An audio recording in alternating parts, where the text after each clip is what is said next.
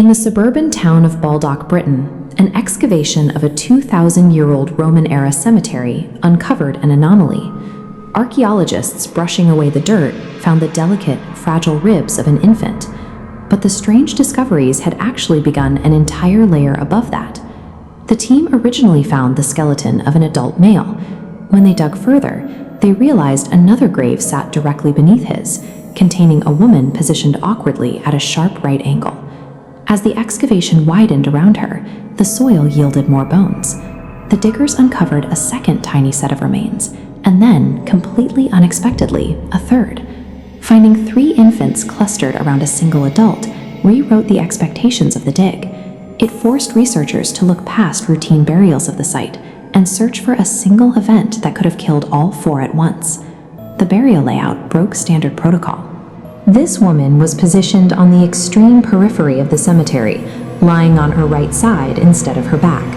Archaeologists classify this kind of isolated, rule-breaking grave as a deviant burial. In the Roman period, this treatment was typically reserved for social outcasts, criminals, or individuals whose spirits the community actively feared might return to haunt them. The infant's placement appeared disjointed.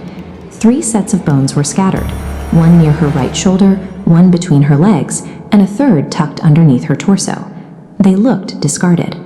For a first-century British society practicing infanticide, the grave's geometry suggested a dark, intentional end. With 0 written records to rely on, investigators had only the physical arrangement of this 2,000-year-old scene to tell them if these babies were murdered and if this mother was being punished. To test these theories, scientists first analyzed the chemical isotopes trapped in the woman's bones. The results showed she had a healthy, standard diet of local grains and terrestrial meats. She was a local Celt, integrated into the local food chain. This photograph shows an array of Roman medical instruments, including heavy forceps, probes, and sharp hooks. In severe birth complications, midwives use tools like these to pierce and extract a stuck baby, sacrificing the child to save the mother's life. But when the researchers ran the Baldock bones through modern CT scanners, the evidence for that brutal intervention vanished. The fragile infant skulls and the mother's pelvis were intact, with no tool marks, fractures, or signs of surgical violence. The science systematically ruled out infanticide, surgical extraction, and social exile. That left the forensic team with only one avenue for answers: re-examining the specific physical arrangement of the bodies in the dirt. The main anomaly was the second baby, found directly between the mother's legs. Anthropologists call this coffin birth. When a mother dies with a child trapped in the birth canal, decomposition gases expel the infant posthumously.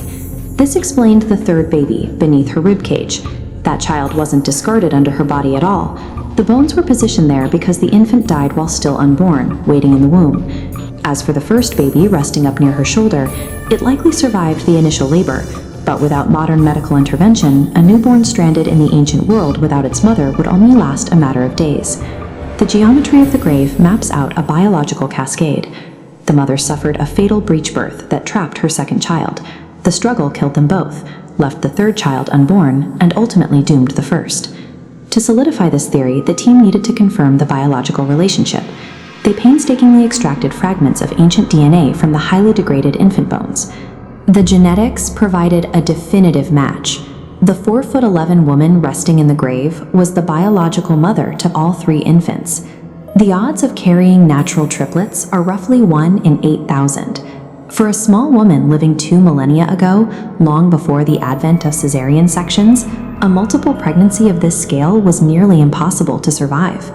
The Baldock site represents the oldest scientifically confirmed case of Romano-British triplets ever discovered, a biological tragedy rather than a ritualistic one.